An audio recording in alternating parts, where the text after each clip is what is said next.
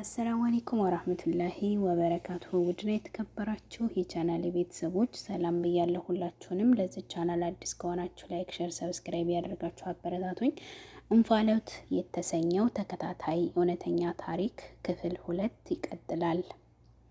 የተወሰነ መንገድ ከሄደች በኋላ ግን በውስጧ የሆነ ነገር ከነከናትና ልጅቷ ማን ሆና ይሆን ብላ ምን ሆና ይሆን ብላ አሰበች። ለምን ሄጅ አልጠይቃትም ብላ አሰበች። ትንሽ ቆም ብላ አሰበችና ወደ መጣችበት መንገድ ተመለሰች። ነገር ግን ሀሊማ ከነበረችበት ቦታ ለቃ ሄዳለች። ፋጡማ በጣም ተናደደች። ለምን መጀመሪያ ሄጄ አላናገርኳትም ብላ ራሷን ወቀሰች። እዛው አካባቢ ዞር ዞር እያለች መፈለግ ጀመረች። ወደ አንዱ አቅጣጫ ስትመለከት ሀሊማ በተዳከመ አቅሟ እየተጎተተች እየሄደች ተመለከተቻት። በጣም ቢራራቁም ማየት ችላለች። በፍጥነት እየተራመደች ርቀታቸውን እየጠበበች ሄደች። በጣም ስትቀርባት ሚጡ አረ ሚጡ እያለች ተጣራች። ሀሊማ ግን ጭራሽ አልሰማቻትም። አሁንም እየሄደች ነው። ፋጡማ ከመጀመሪያው በላይ በጣም እየፈጠነች የሞት ሞቷን አጠገቧ ደረሰች። እስኪ ሚጡ ብላ እጇን ይዛ ወደ ራሷ ስታዞራት ጭራሽ ያላሰበችውን ነገር ነበር ያየችው። ሀሊማ አለቻት። ምንም መልስ አልሰጠቻትም። ራሷን ለማረጋጋት እየሞከረች ከዚያ ብቻሽን ምን ታደርጊያለሽ አለቻት። የሀሊማ ያለ ወትሮዋ ዝም ማለቷ እየገረማት አላወቅሽኝም እንዴ ፋጡማ አክስትሽ እኮ ነኝ። ምንም አይነት መልስ የለም። በሁኔታው ግራ እንዴት ተጋባች። ፋጡማ ቤቷ እዛው አቅራቢያ ስለነበረ ይዛት ወደ ቤቷ ሄደች። ሰውነቷ ጠውልጓል። ከንፈሯም ከሚባለው በላይ ደርቋል። ፋጡማም ፊቷ እጇንና እግሯን አጠበቻት። ሀሊማ ከቀድሞ ትንሽ እንደ መንቃት እያለች ነው። ወደ ውስጥ ይዛት ገብታ የሚበላ አቅርባላት እየበላች ሳለች ስልኳን አንስታ ወደ አባቷ ጋር ለመደወል ቤት ልደውልላቸው አይድል አለቻት። አንገቷን በመነቅነቅ እንዳትደውል በምልክት ነገረቻት። እሺ ቤት አልደውልም፣ ግን ምን እንደሆንሽ ንገሪኝ አለቻት። ምን ብላ ትንገራት? ዝም አለቻት። እሺ በቃ ልደውል ነው ስትላት ሀሊማ በድንገት እንባዋ እንደ ጉድ መውረድ ጀመረ። መናገር ትፈልጋለች፣ ግን አፏ ተሳስሮባታል። ፋጡማም በሁኔታዋ ትንሽ ተረበሸች። እሺ በቃ ተይው አትንገሪኝ ብላ ከተቀመጠችበት ተነስታ ሀሊማ አጠገብ ሂዳ አቅፋ አባበለቻት። በጣም እርቧት ስለነበር የበላችው ምግብ አደከማት። ገና እንቅፋት አቅፋት ፀጉሯን ማሻሸት እንደጀመረች እንቅልፍ ይዟት ሄደ። ፋጡማም ሀሊማ እንደተኛች ስታይ አስተካክላ አስተኝታት የሀሊማ አባት ጋር ለመደወል ስልኩን ይዛ በሩን ጠጋ አድርጋላት ወጣች። ልደውል ወይስ ይቅር? ሀሊማ ልደውል ስላት ለምን አለቀሰች? አባቷ ጋር እንድደውል ለምን አልፈለገችም? ለነገሩ አባቷ ጋር ከምደውል ዜነባ ጋር መደወል የተሻለ ይመስለኛል ብላ አሰበች። ግን ደግሞም ምን ልትሰራ እዚህ ድረስ መጣች?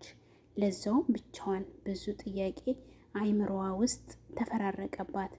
ግን ለማንኛውም አባቷ ጋር ከመደወል ዘይነባ ጋር መደወል የተሻለ ነው ብላ አሰበች። ከዛም 0913 ብላ የዘይነባን ስልክ ቁጥር ተጭና መደወል ጀመረች። ይጠራል። ካሁን ስልኩ ተነሳ እያለች በተደበላለቀ ስሜት ውስጥ ሆና እየጠበቀች ነው።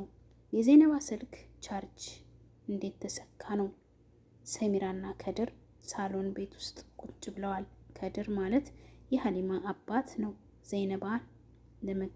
ዘይነባን ለመግደል ሲያስቡ ነገሩ እንዲህ ከባድ ይሆናል ብለው አላሰቡም ነበር።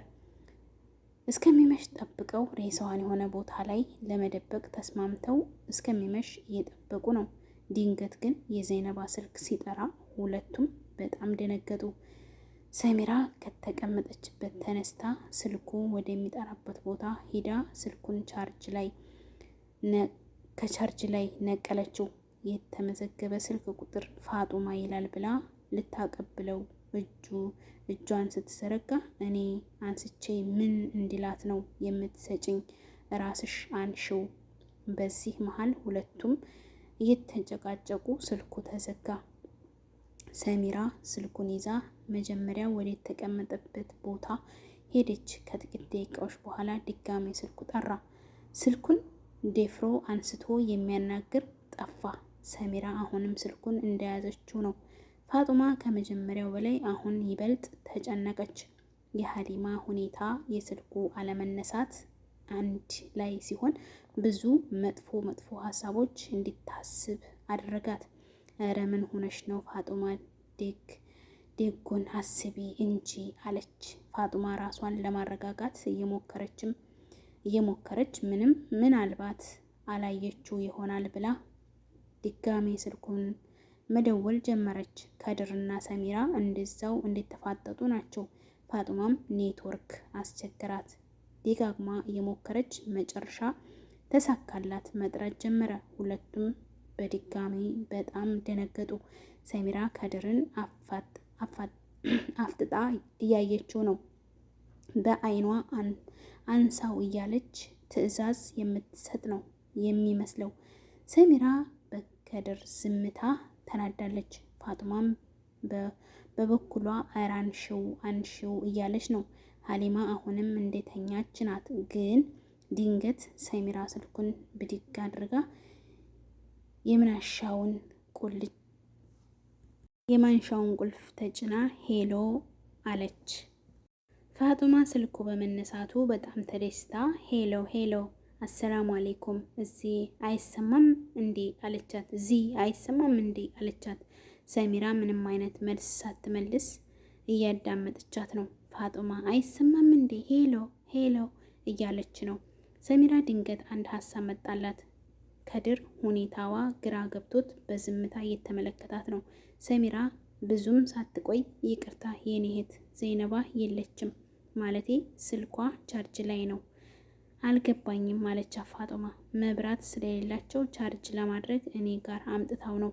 እና የሰው ስልክ እንዴት ታነሻለሽ? ሳታስጨርሳት በድጋሜ ስለደወልሽ ነው ይቅርታ ደህና ዋይ ብላ ስልኩን ጆሮዋ ላይ ዘጋችባት። ፋጡማ በሰሚራ ሁኔታ ተበሳጨች። ግን አሁን ትንሽ ተረጋግታለች፣ ሰላም ነው ብላ አሰበች። ከድርና ሰሚራም ትንሽ ተረጋጉ። ግን እንዴት ልትያት ቻልሽ? ከድር ነበር ያላት። እሱ ምንም ትርጉም የለውም ጥያቄ ነው፣ ተወው። ይልቅ ደግማ ከደወለች ምን እንደምላት እናስብ አለችው። ፋጡማ ሀሊማ አጠገብ ሂዳ ተቀመጠች። ከ10 ደቂቃ በኋላ ህፃኗ ሀሊማ በተኛችበት የሆነ ድምፅ ማሰማት ጀመረች። ፋጡማ ወደ ሀሊማ ቀረብ ብላ ሁኔታዎችን እያየች እየቃዠች ነው። ፊቷ በላብ ተጠምቋል። አሁን ከቅድሙ ይበልጥ የምትናገረው ነገር ይገባል። ማሚ እያለች በመጣራት እያለቀሰች ነው። ፋጡማ ነገሩ ስላስፈራት ቀሰቀሰቻት። ህፃኗ ሀሊማ ከእንቅልፏም ነቅታም እያለቀሰች ነው። ምን ነው ሀሊማ፣ በህልምሽ ምን አይተሽ ነው? እስቲ ንገሪኝ አለቻት። ሀሊማም ከረጅም ዝምታ በኋላ ማሚ ብላ ዝም አለች። እናትሽ ምን ንገሪኝ የኔ ቆንጆ። ህፃኗ ሀሊማ ያየችውን ለመናገር ስትሞክር እናቷ እንደሞተች አስታወሰች። ውድ ቤተሰቦቼ ታሪኩ በጣም ልብ ይነካል ወላሂ። በድጋሚ አለቀሰች። በቃ ተይው አትንገሪኝ አለቻት። ሰዓቱ እየመሸ ነው። 11 ሰዓት ከ45 ሆኗል። የሀሊማ እህትና ወንድም እያለቀሱ ነው። ሰሚራ እንደምንም ብላ ምግብ አብልታ አስተኝታቸው። ያኔ ነበረ ከድር ሀሊማን ያስታወሳት። ቀጣዩን ክፍል በሚቀጥለው ይዤ እቀርባለሁ። ላይክ፣ ሼር፣ ሰብስክራይብ ያደረጋችሁ አበረታቱኝ። እውነት በጣም ልብ ይነካል። ማለት የጠንካራ ሰው ያስፈልጋል እንደዚህ አይነት ታሪክ ለማንበብ እና እኔ ደግሞ ጠንካራ አይደለሁም፣ ሆዴ ባሻ ከሚባሉት ነኝ ማለት ነው። እና እወዳችኋለሁ ውድ ቤተሰቦቼ።